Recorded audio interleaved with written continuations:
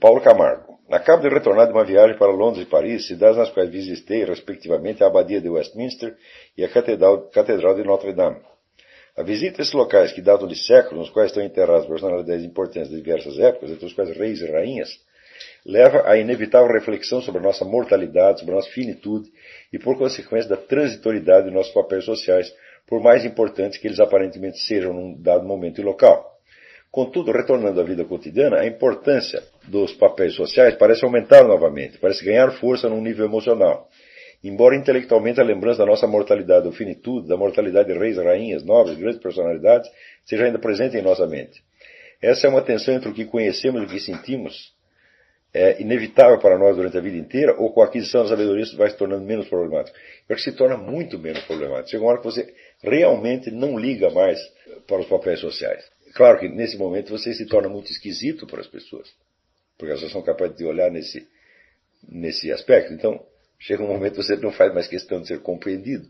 Você não precisa me compreender, porque do que me ajuda você me compreender ou não? Isso pode ser bom para você, para mim não me serve para nada. Faz tempo que eu digo para as pessoas, olha, eu só quero ter um ouvinte e um leitor, é Deus.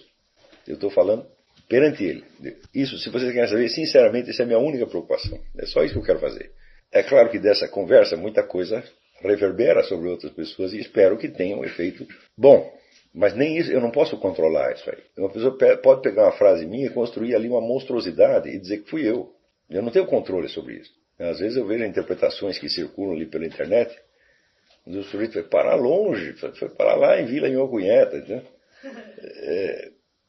O que eu posso fazer? Eu não posso controlar isso. Para sermos filósofos é necessário conhecer essa tensão e saber conviver com ela, ou é necessário superá-la de algum modo? As duas coisas, uma coisa para a outra. Você primeiro precisa conhecer essa tensão, aceitá-la, saber que ela sempre existe, ela está sempre presente. E chega uma hora que não é bem que você a supera, é que a sua conversa passa para outro nível, entendeu? Que é o nível da confissão, onde, de certo modo, tudo que você vai falando ou pensando, você está pensando aquilo diante de Deus, você está permanentemente no estado de confissão. E eu acho que isso aí é uma coisa que a gente pode alcançar na vida. Se até um idiota como eu está alcançando, por que você não pode? Eu acho que isso existe, né? E é possível para todo mundo. Aliás, eu acho que essa é a natureza da existência humana. Porque, vamos dizer, fora disso, você fica, assim, numa alternância entre determinados papéis sociais a que você se apegou, a que você ama, etc, etc, e o nada, o vazio. Mas esses papéis são imaginários e o nada também é imaginário, porque, veja, é impossível que você seja um nada. Algo você realmente é, tá certo? Não socialmente, não historicamente, mas algo você é perante a eternidade. Esse algo pode ser até um vexame, mas que você é. Né? Miriam Macedo. Em Deus vivemos, nos movemos e existimos. Como distinguir nessa frase Deus transcendente e Deus imanente? Não, você não distingue, você simplesmente sabe que ele tem esses dois aspectos. Não é possível você distinguir um do outro. Você sabe que ele tem, porque você sabe que Deus está presente, está aqui, mas você sabe que ele não está inteiro. Senão você seria o próprio Deus. Mas não tem um jeito de você distinguir substantivamente uma coisa da outra. Não é para... Vamos dizer, como disse, isso é uma distinção e não uma separação. É uma distinção mental que você está fazendo apenas. Não existe um Deus transcendente e outro imanente. Existe a transcendência e a imanência. Assis Saliba. Uma pergunta muito interessante aqui. Aproveitando que o senhor trouxe à tona a questão da fraude científica, gostaria de trazer uma questão que remete à filosofia da Idade Média e à criação das universidades. Por quanto tempo a técnica da quaestio disputata, a questão disputada, foi empregada e por que caiu em desuso? Bom, não foi só a quaestio disputata, foi toda, vamos dizer, a técnica da discussão medieval. Quer dizer, a quaestio disputata são apenas as questões mais difíceis que eram colocadas para professores muito experientes e que ele tinha que responder perante toda a comunidade. Mas o chamado debate em forma, debate formal, tá certo? Onde todas as precauções do método dialético são tomadas assim explicitamente. Por exemplo, um sujeito apresenta um argumento e subdivide o argumento, mostra o argumento com toda a clareza, e daí o outro, em primeiro lugar, ele reexpõe esse argumento, subdividindo a sua maneira e dizendo qual das partes ele vai contestar e como. Por exemplo, você vai contestar por uma contradição interna, você vai contestar por um fato alheio, você vai simplesmente contestar o nível de predicação que ele fez. Ele, por exemplo, ele generalizou a mais do que devia. Tá certo? Então, e daí você vai fazendo tudo isso metodicamente.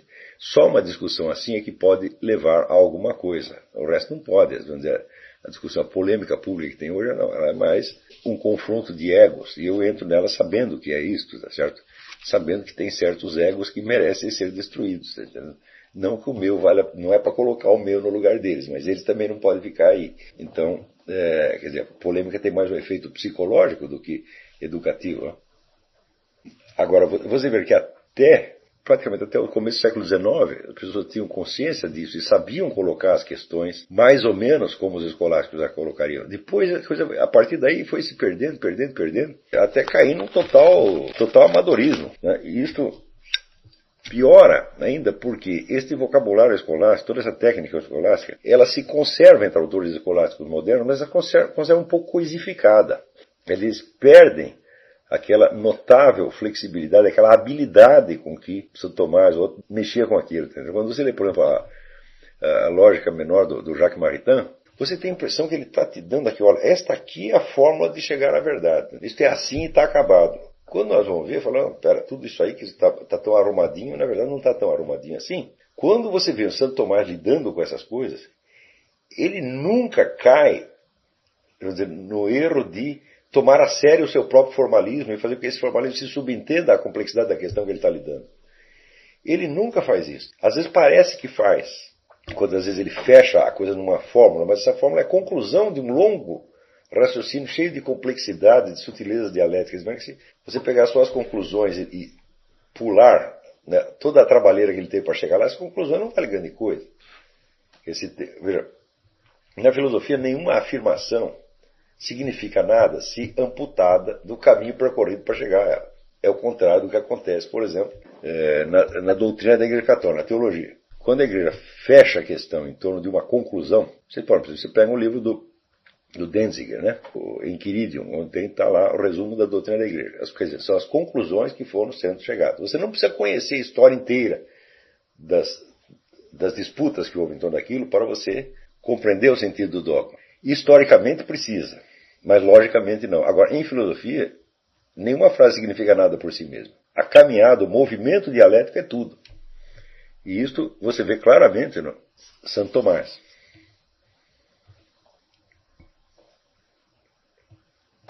Aqui, Dárcio Bracarense. Escutei o último áudio onde o senhor comentava a teoria evolucionista em um novo livro, o livro do Dr. Vigio Sodera, que eu havia deixado perplexo diante de novas perguntas sobre a fossilização imediata dos ossos de animais que os pesquisadores encontram e que com eles tentam comprovar tal teoria.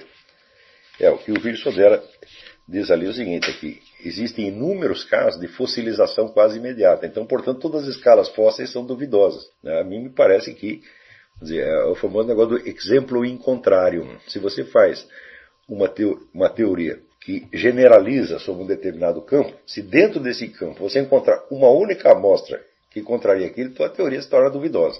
E no caso não é um exemplo, são muitos. Então, daí ele tira a conclusão, quer dizer, um dos princípios a que ele chega que ele chega a enunciar nesse livro é esse: qualquer espécie animal pode ter existido em qualquer tempo, antes ou depois do primeiro ou do último fóssil encontrado. A mim isso me parece uma suprema obviedade. Ou seja, nós não sabemos quando existiram esses animais. Pois bem, eu que não sou nenhum letrado, talvez seja um verdadeiro analfabeto, já que larguei os estudos no quarto período de Direito, sempre fiz perguntas que nunca encontrei respostas. Aqui dá algumas dessas perguntas. 1. Por que nunca comparar os fósseis de animais semi-evoluídos com os corpos de pessoas que foram petrificadas em 79 d.C. em Pompeia? É uma boa pergunta. Esse é um caso de fossilização imediata. A erupção de um vulcão, o Vesúvio, petrificou toda a cidade que se manteve escondida embaixo da terra por 1.600 anos antes de ser reencontrada por sorte.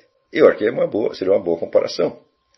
Pergunta 2. Se uma simples girafa não tinha o atual pescoço enorme e tal parte do corpo foi se desenvolvendo para alcançar a copa das árvores, por que nunca foi encontrado um fóssil de uma girafa com meio pescoço? Aí outra boa pergunta. Afinal de contas, teríamos milhares, já que o processo entre o primeiro animal atual deve ter levado milhares e milhões de anos. Olha, a própria escassez fósseis em comparação com as espécies existentes é um negócio de você chamar a atenção. Porque é de fato um processo de milhões de anos. Tem que ter deixado milhões e milhões e milhões de cadáveres por aí. Hein? Cadê eles? Por que são tão difíceis de encontrar?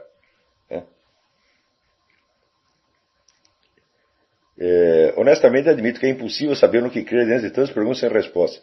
Bom, aí é tal negócio, no mínimo, nós temos que admitir o seguinte, não existe nenhuma prova concludente nem de nada.